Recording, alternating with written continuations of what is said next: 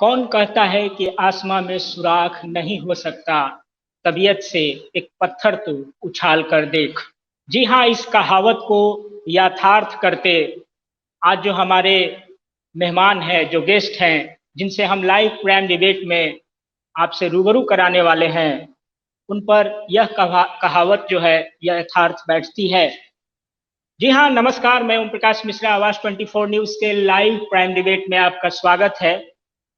आज जिस शख्सियत से हम आपको रूबरू कराने वाले हैं, खास मुलाकात में, एक ऐसी शख्सियत जिन्होंने अपनी मेहनत लगनशीलता से अपने मुकाम को हासिल किया है।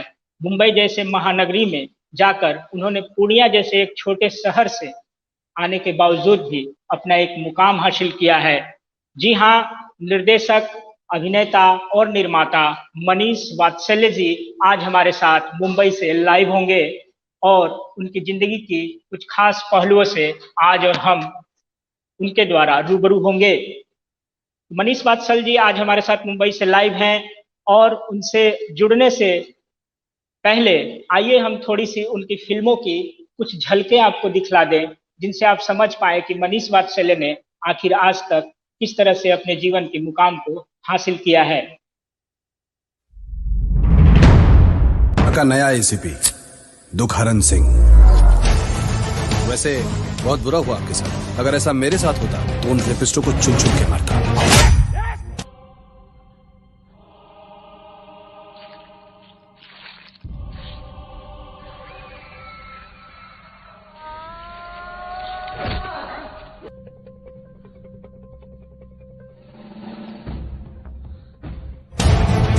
पर अफसोस, मैं आपको ऐसा करने नहीं दूंगा।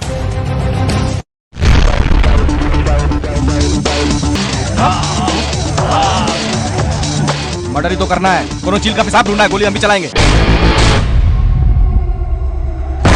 केक कटेगा, सब में बटेगा।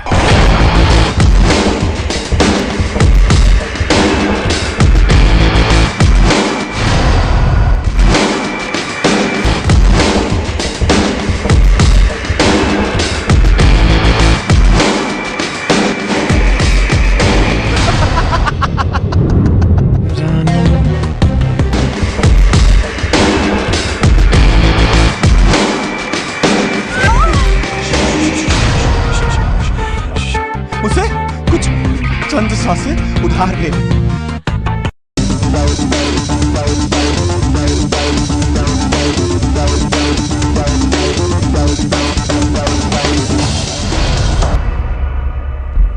एक ही नदी है जो उल्टी बहती है और हमको साला उसी में तैरना है।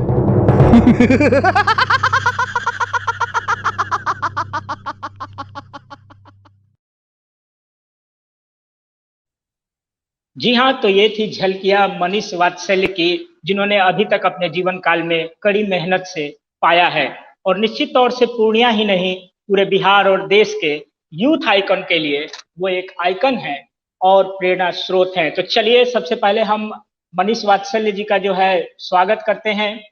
और मनीष वात्सल्य जी आज हमारे साथ मुंबई से लाइव है। बहुत बहुत स्वागत है मनीष वात्सल्य जी, आवाज 24 न्यूज के लाइव डिबेट में शामिल होने के लिए और अपना समय देने के लिए। सबसे पहले नमस्कार। मैं पूरे बिहार और पूरे पूर्णिया को प्रणाम करता हूं, बिकॉज मैं आप लोगों के बीच से निकलकर यहाँ तक आ पाया और जो आप लोगों का प्यार और स्नेह मुझे अभी तक मिलता रहा है, उसके लिए मैं हमेशा आप लोगों का शुभचिंतक रहूंगा। और सबसे पहले एक और बात की, आपके इस न्यूज चैनल आवाज 24 को मेरी शुभकामनाएं कि आप लोगों ने मुझे इस लायक समझा कि मैं आप लोगों के बीच आकर लाइव डिबेट कर सकूं। उसके लिए बहुत बहुत शुक्रिया। चलिए, बहुत आभार रहेंगे कि आप मुंबई से लाइव हुए आवाज 24 पे। और सबसे बड़ी बात है कि पूर्णिया और सीमांचल की धरती आपकी धरती रही है और आपने पूर्णिया जैसे एक छोटे शहर से जाकर के मुंबई जैसी एक बड़ी माया नगरी में जो है अपने अचीवमेंट को प्राप्त किया है और आए दिन ये जो है लगातार सिलसिला ये चलता ही जा रहा है। मनीष जी, सबसे पहले तो हम पूर्णिया और बिहार की जनता के तरफ से ये जानना चाहेंगे कि आपका जो ये पूर्णिया से लेकर के जो मुंबई का फिल्मी सफर किस तरह का रहा, इस पे जरा सा रोशनी डालें। जी बिल्कुल। मैं पूर्णिया डॉन बॉस्को स्कूल से मेरी पढ़ाई हुई और माताजी पिताजी जो हैं वो चाहते थे कि मैं डॉक्टर बनूं, और उसके लिए जो है पूर्णिया कॉलेज से मेरी 12th करने के बाद मैं दरभंगा के मेडिकल कॉलेज में चला गया था मेडिकल पढ़ने के लिए। मैं बीडीएस कर रहा था उस दौरान, और अंदर से एक कहते हैं कि एक भावना थी कि मुझे जो मैं कर रहा हूँ शायद मुझे संतोष नहीं। तो मैं 2001 में बिना किसी को बताए मैं मुंबई आ गया था, और मुंबई आने के बाद जो नॉर्मल सारे जितने भी लोग होते हैं सबका स्ट्रगल एक जैसा ही होता है।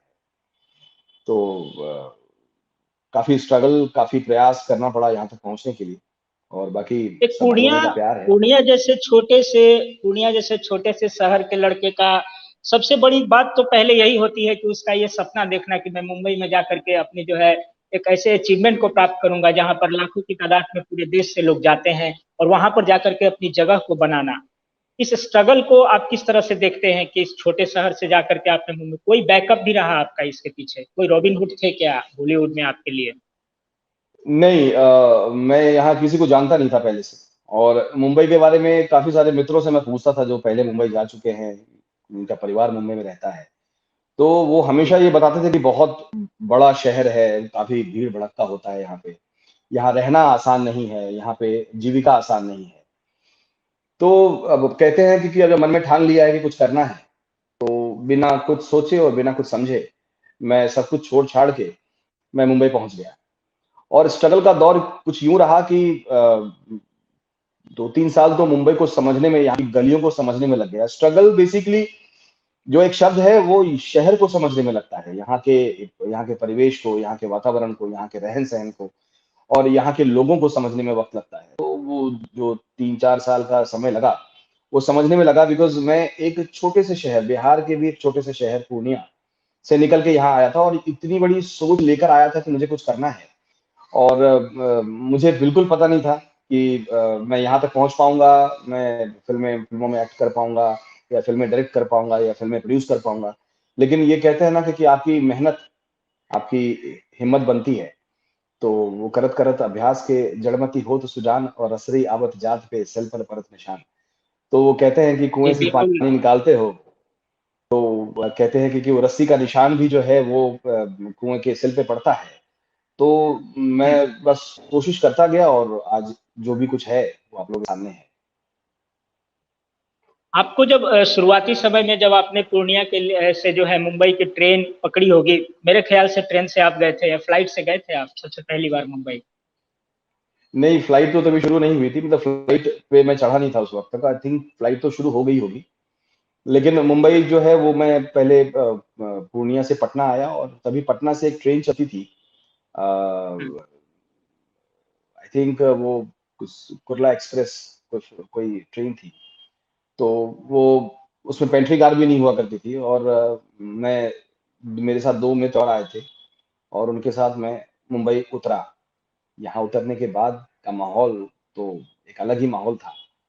तो ये बिल्कुल। कोशिश करना, ये इसलिए प्रयास करना, वो अपने आप में बहुत बड़ी चीज है, क्योंकि लोग प्रयास करने से पहले ही सोचकर ही डर जाते हैं कि मंजिल की तरफ जाना है, और उस तरफ जाने के पहले ही अगर आपकी सोच आपको रोक देती है, तो मुझे लगता है कि वो थोड़ा मुश्किल काम है। इसलिए आपको बहुत ही हिम्मत रखने की आवश्यकता है। जब आपने मुंबई पहुंचा, वहां पर स्ट्रगल किया, जीना है तो ठोक डाल आपकी पहली मूवी रही है जिसमें आपने काफी अच्छा अभिनय किया है, और बिहार के लोगों ने तब आपको शुरू शुरू में पहचानना शुरू किया इस फिल्म के माध्यम से। पहली बार जब आपके सामने कैमरा आया तो किस तरह की फीलिंग्स हो रही थी कि मैं इतने स्ट्रगल के बाद, एक छोटे से शहर के बाद मुंबई में आया हूँ, और आज मैं जो है फ्रेम में आ रहा हूँ और मेरी मूवी आने वाली है? किस तरह की फीलिंग्स थी उस समय आपके साथ? ये मैं सबसे पहले बताऊं कि थोड़ा सा करेक्ट कर दूं कि बतौर एक्टर मैं काफी समय से काम कर रहा था, और मुझे पहचान बेसिकली मिली थी बतौर एक्टर। कैलाश खेर एक सिंगर है, बहुत ही प्रसिद्ध सिंगर है। कैलाश खेर जी का एक एल्बम आया था तेरी दीवानी, तो जी। उसमें मैं लीड हीरो था उस गाने में। और उस गाने से मुझे पहचान मिली कि एक बतौर अभिनेता, ये मैंने 2006 में किया था। फिर कुछ फिल्में की मैंने बतौर एक्टर, जैसे इसमें एक मनोज बाजपेयी जी की फिल्म थी, विक्रम भट्ट ने प्रोड्यूस किया था, मेरे एक मित्र हैं मकबूल खान जी। तो उन्होंने इसको डायरेक्ट किया था। और वो फिल्म लंका मैंने की फिल्म जो रिलीज हुई थी।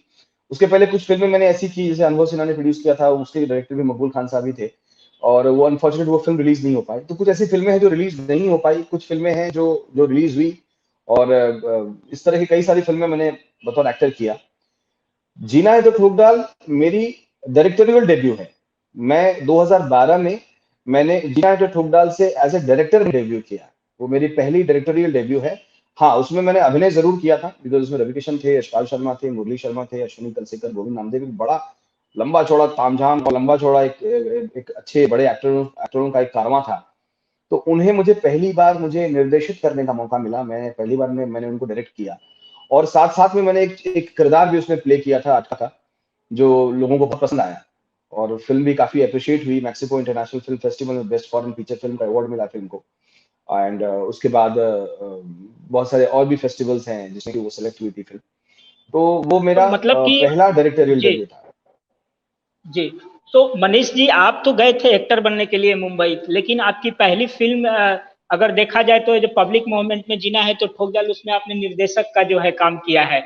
आपके लिए अगर देखा जाए तो प्रायोरिटी क्या रही है निर्देशक के क्षेत्र में, निर्देशन के क्षेत्र में किस तरह का अनुभव अभी तक प्राप्त किए हैं, और एक्टर, तो क्या आप दोनों को कंबाइंड लेके चलना चाह रहे हैं या आने वाले भविष्य में? देखिए, थोड़ा मुश्किल होता है दोनों को एक ही तराजू में तौलना, दोनों को एक साथ करना। ये कहते हैं कि दो नाव पे पैर रखना बड़ा आसान नहीं होता है, वो फिसलने का डर होता है।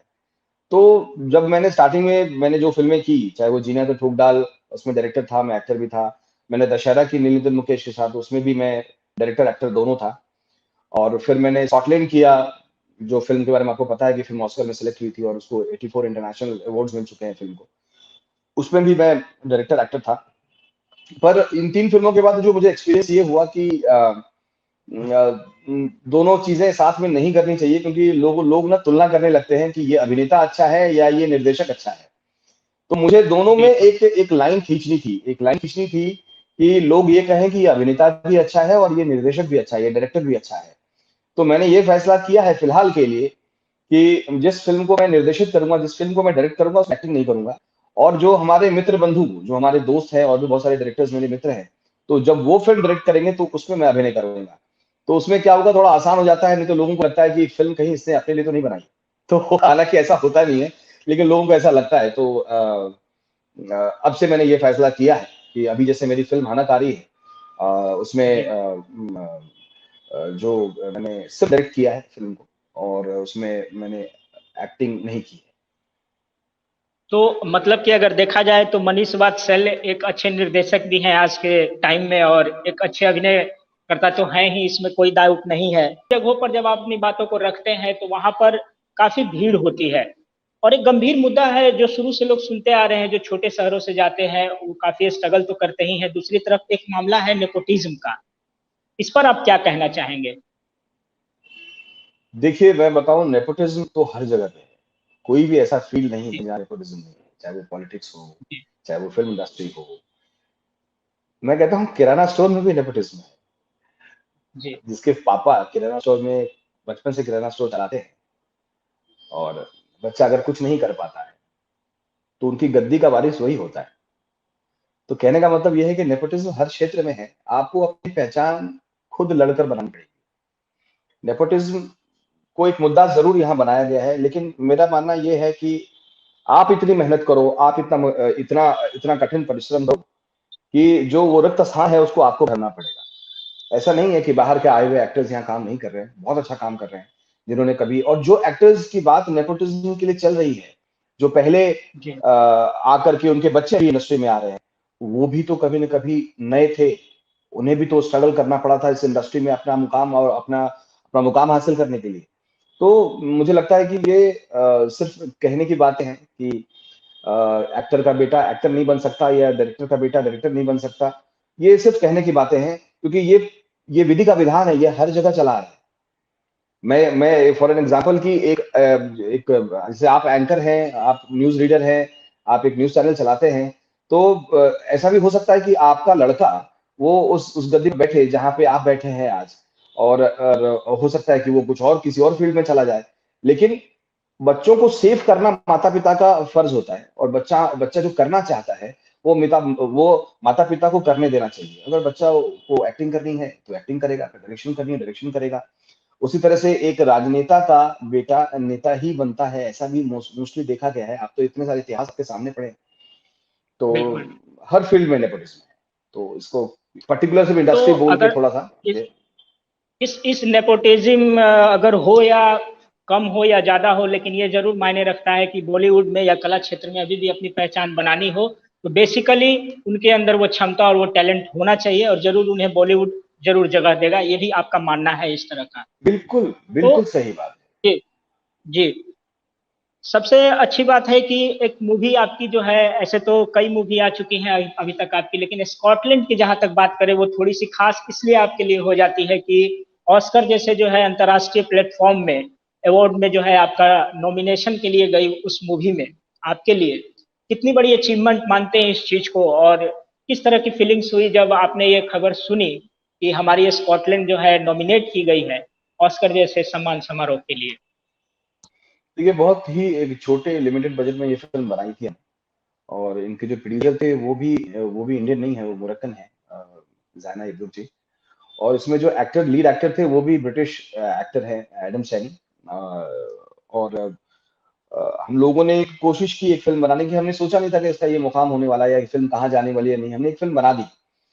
बनाने के बाद चूंकि एक बजट कम था फिल्म का, हमने एक फिल्म बनाई, और फिल्म में कुछ अच्छे एक्टर्स लेने की कोशिश की हमने। चेतन जी हैं, खुशबू पुरोहित हैं, दया शंकर पांडे हैं, कुछ इस तरह के एक्टर्स को लिया हमने फिल्म में।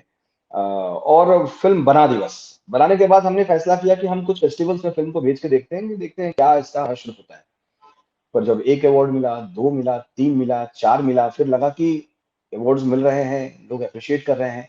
मुझे नहीं मालूम था कि ये 84 अवार्ड्स तक फिल्म पहुंच जाएगी। और फिर जी मेरे प्रोड्यूसर ने मुझे एक दिन फोन किया, उन्होंने कहा कि क्या हम एक बार ऑस्कर के लिए ट्राई करें, क्या हम उनको भेजें। तो हमने यूके से फिल्म को हमें ऑस्कर सिलेक्शन के लिए भेजा। पर ये बिल्कुल पता नहीं था कि फिल्म जो है ऑस्कर में सेलेक्ट हो जाएगी बेस्ट फीचर फिल्म कैटेगरी में। और वो सेलेक्ट हुई फिल्म। और मेरे लिए वही बहुत बड़ी सम्मान की बात है कि एक छोटी से छोटे बजट की फिल्म को वो दर्जा मिला, वो उस जगह तक पहुंचने का मौका मिला। और ये मेरे करियर के लिए, ये बाकी जितने भी तमाम जो क्रू मेंबर हैं, जो कास्टिंग क्रू है, उनके लिए भी बहुत बड़ा अचीवमेंट था ये। तो ये सिर्फ एक आदमी की मेहनत नहीं है। ये एक फिल्म चूंकि कई लोगों का योगदान होता है फिल्म को बनाने में, उसमें सारे लोगों की मेहनत उतनी ही लगती है। तो इसलिए हमारे लिए बड़ा एक महत्वपूर्ण और बहुत ही खुशनुमा पल था। और जिसका फायदा आज हमें, और आज भी हो रहा है हमें, कि फिल्म को उस लेवल पे पहुंचाई गई, फिल्म उस लेवल पे देखी गई। तो ये बड़ी खुशी की बात थी हमारे लिए।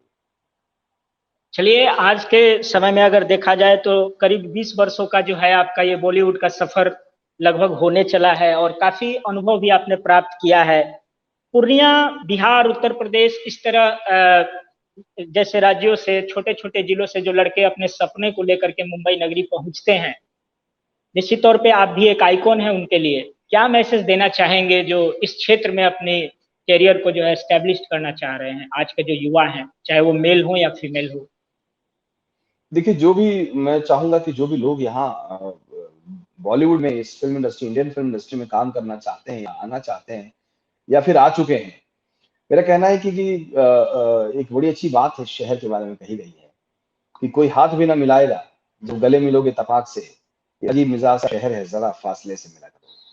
तो कहने का तात्पर्य ये है कि आपको अपना मुकाम खुद बनाना है, आपको अपनी तैयारी अपने घर से करके आना है। यहाँ आकर तैयारी जी करना काफी वक्त लगा सकता है। तो आप अपना थिएटर, अपनी सारी तैयारियां, सारी चीजें वहां से करके आइए। यहाँ आने के बाद रास्ता बनाना है आपको। यहाँ आने के बाद अगर हम तैयारी शुरू करेंगे, लोगों को लगता है आईने में चेहरा देखा, अच्छे लग रहे हैं, स्मार्ट लग रहे हैं, चलो भाई एक्टर बनने जाते हैं। बहुत वक्त जी लगता है यहाँ पे अपने आप को स्टैब्लिश करने में।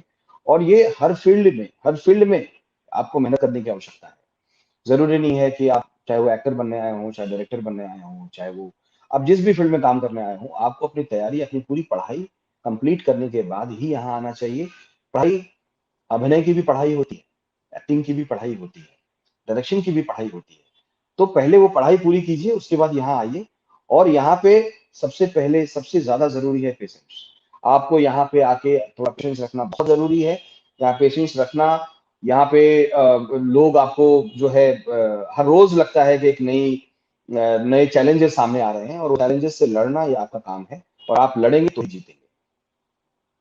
बिल्कुल, बहुत अच्छी बात कही। और निश्चित तौर पे जो है, जो भी युवा होंगे जो आपको सुन रहे होंगे हमारे कार्यक्रम के माध्यम से, उन्हें जरूर ये इम्प्रेशन, ये शिक्षा मिलेगा कि मुंबई जाने का सपना देखना ही सबसे बड़ी बात नहीं है, उसकी आपकी योग्यता उस लायक जरूर होनी चाहिए। तब जाकर उस भीड़ में निश्चित तौर पे आप अपनी मंजिलों और मुकाम को हासिल कर पाएंगे। मनीष जी, जीना है तो ठोक डाल, स्कॉटलैंड, दशहरा और आने वाली जो आपकी मूवी है हनक, वो शायद कुछ समय के बाद जो है रिलीज होने वाली है। जो रिलीज हो चुकी है अभी तक की अगर देखी जाए तो आपकी फेवरेट मूवी कौन सी है?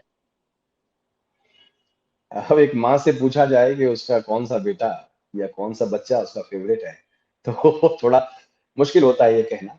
तो चूंकि ये सारी फिल्में मैंने ही बनाई है, तो सारी फिल्में अपनी अपनी जगह पे जो है वो उतनी ही महत्वपूर्ण है मेरे लिए। कोई कम कोई ज्यादा नहीं है, बिकॉज सारी फिल्मों में मेहनत वही लगती है, सारी फिल्मों को बनाने में का तरीका भी वही है। तो मेरे लिए तीनों फिल्में बहुत इंपॉर्टेंट है। और जो अभी फिल्म अभी आ रही है मेरी हनक, उसके बारे में मैं बोलना चाहूंगा कि ये फ़िल्म जो बेस्ड है वो आपने विकास दुबे का नाम सुना होगा। अभी कुछ दिन पहले इसी जुलाई के महीने में एक घटना काफ़ी चर्चित हुई थी कि कानपुर के एक व्यक्ति ने, एक जी। गुंडे ने एक 8 पुलिस वालों को मार दिया था, वो 8 पुलिस वाले जो शहीद हुए। तो उसके ऊपर ये फ़िल्म बनी है, और इसमें जो विकास दुबे का किरदार निभाया है वो मनीष गोयल जी ने निभाया है। मनीष जी के बारे में थोड़ा बता दूँ आपको कि मनीष गोयल जी टीवी के सुपरस्टार रह चुके हैं एक ज़माने में, और बालाजी के तमाम बड़े शोज उनको बहुत, काफी लोग फैमिलियर है उनके फेस से। 25 साल उन्होंने एक फिल्म के लिए इंतजार किया था, और तब जाके ये फिल्म उनको मिली। और जब ये फिल्म मिली थी तो उन्होंने मुझे कहा था कि सर 25 साल इंतजार किया है और ये किरदार मुझे मिला है, मैं बहुत शिद्दत से निभाना चाहता हूँ, और मैं एक बात का दावा करता हूँ कि जिस दिन ये फिल्म आएगी उस दिन मनीष गोयल जी को पूरी दुनिया जानेगी कि वो कितने बेहतरीन अभिनेता हैं और कितने बेहतरीन इंसान हैं। और बाकी फिल्म के प्रोड्यूसर हैं मोहन नदार जी, और फिल्म जो है वो बहुत जल्दी आप देखेंगे किसी न किसी अच्छे प्लेटफॉर्म पे। और हमारी उसमें बहुत सारी चीज़ें चल रही हैं, बहुत सारी अभी पोस्ट की तैयारी चल रही है। तो मुझे लगता है कि बहुत जल्दी ये फिल्म जो है आप लोगों के सामने होगी और आप लोगों को बहुत पसंद आएगी।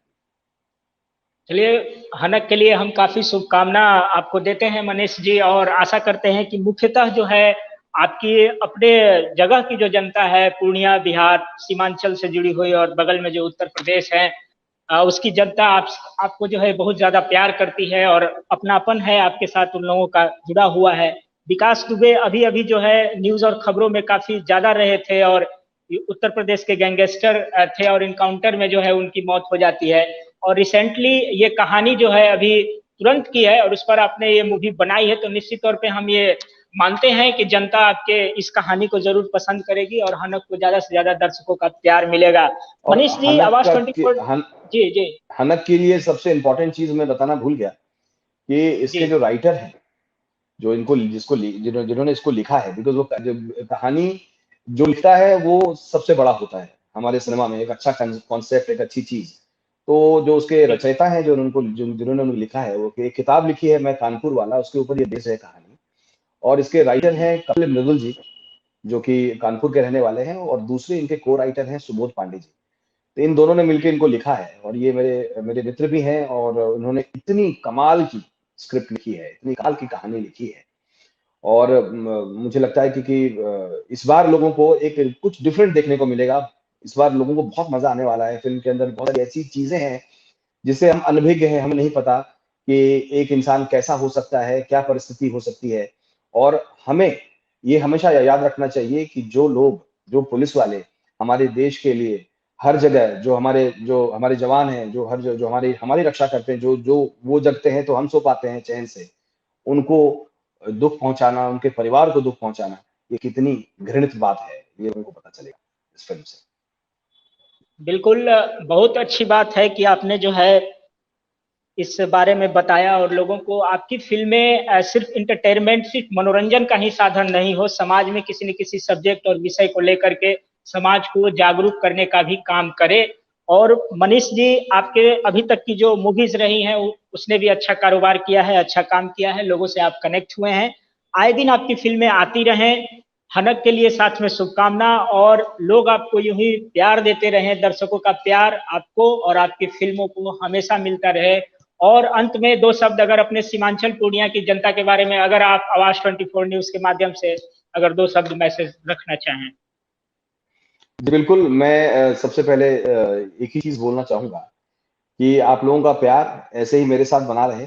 आप लोगों का प्यार, आशीर्वाद की वजह से मैं आज यहाँ पहुंचा हूँ, और ये प्यार आशीर्वाद मुझे पूरे जब तक मेरी सांसें हैं तब तक मुझे चाहिए, क्योंकि आप लोगों के आशीर्वाद और प्यार के बिना मैं आगे नहीं बढ़ पाऊंगा। मैं यहाँ तक जो पहुंचा हूँ वो आप लोगों का स्नेह है, आप लोगों का प्यार, आप लोगों का जो सम्मान है, उसकी वजह से पहुंच पाया हूँ। तो मैं चाहूंगा कि आप सब लोग ऐसे ही प्यार करते रहें और ऐसे ही अपना स्नेह दिखाते रहें हमारे साथ, और इसके लिए मैं आपको प्रणाम करता हूँ। चलिए, बहुत अच्छा लगा मनीष वात्सल जी से हमने बात किया प्राइम डिबेट लाइव में। वो मुंबई से हमसे जुड़े और अपने जीवन की जो है यात्रा है, गाथा है, पूर्णिया से बॉलीवुड तक का, जिस मनीष जी ने हमसे आपसे वो शेयर किया। और उम्मीद करते हैं कि आप लोगों को ये कार्यक्रम काफी पसंद आया होगा। और मनीष वात्सल जी के लिए हम शुभकामना करते हैं उनके आने वाली फिल्मों, और विशेष करके हनक के लिए जो रिसेंट रिलीज होने वाली है। आप जरूर जाएं सिनेमा हॉल। ओटीटी प्लेटफॉर्म पे, चूंकि कोविड का टाइम चल रहा है, तो ओटीटी प्लेटफॉर्म पर ही निश्चित तौर पे फिल्में आती हैं ज्यादा। आप जरूर उनसे जुड़ें। और मनीष वात्सल जी, आप दिन दूनी रात चौगुनी इसी तरह बॉलीवुड में अपने मुकाम को हासिल करें। आवाज 24 न्यूज को अपना समय देने के लिए आपको थैंक्स। फिर किसी अच्छे मुद्दे पर जरूर और जल्द आपसे मुलाकात होगी। तो नमस्कार। नमस्कार, thank you so much Om Prakash ji, thank you. Thank you.